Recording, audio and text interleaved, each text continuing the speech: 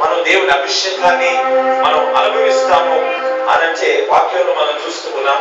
మన సమస్యల మధ్య దేవుడు మనకు అభిషేకాన్ని ఇస్తాడు. రెండవది, దేవుడు మనం ఆయనను స్తుతిస్తూ ఉండగా ఆయన అభిషేకాన్ని ఇస్తాడు. మూడవదిగా, దేవుడు తన వాగ్దానం ద్వారా మనకు ఆయన అభిషేకాన్ని ఇస్తాడు. ప్రార్థన చేసుకున్నాం. ప్రభువా, ఈ అభిషేకం నాకు కావాలి నాయన అని నీవు చెప్తే దేవుడు నీకు ఇస్తాడు. ప్రార్థన చేస్తాం. ప్రేమ నమ్మకం కలిగిన మా తండ్రి, పరిశుద్ధులైన మా ప్రభువా, మీకు స్తోత్రాలు. డాక్టర్ కు గారి ద్వారా మీరు వినిపించిన మీ సజీవమైన మాటల కొరకై మీకు స్తోత్రాలు, వందనాలు చెల్లిస్తూ ఉన్నాం. మీ పరిశుద్ధాత్మ అభిషేకం ప్రతి ఒక్కరూ కలిగి ఉండడానికి సహాయం చేయండి ప్రభువా.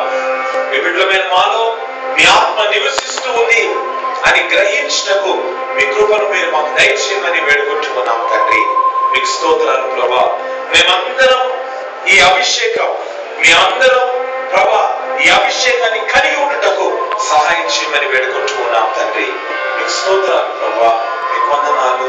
మీ ప్రేమ ద్వారా నేను మరొకసారి అందరినీ మీరు అభిషేకించినందుకై స్తోత్రాలు చెల్లిస్తూ ఉన్నాం. మీ నామాన్ని మహిమపరచుకోనండి. యేసుక్రీస్తు శ్రేష్టమైన నామంలో ఈ వాక్యం మాలో నివసించడానికి మీ కృపను అనుగ్రహించమని, మీరే మహిమ పొందమని వందనాలు స్తోత్రాలు చెల్లించి వేడుకుంటున్నాం మా తండ్రి. ఆమేన్.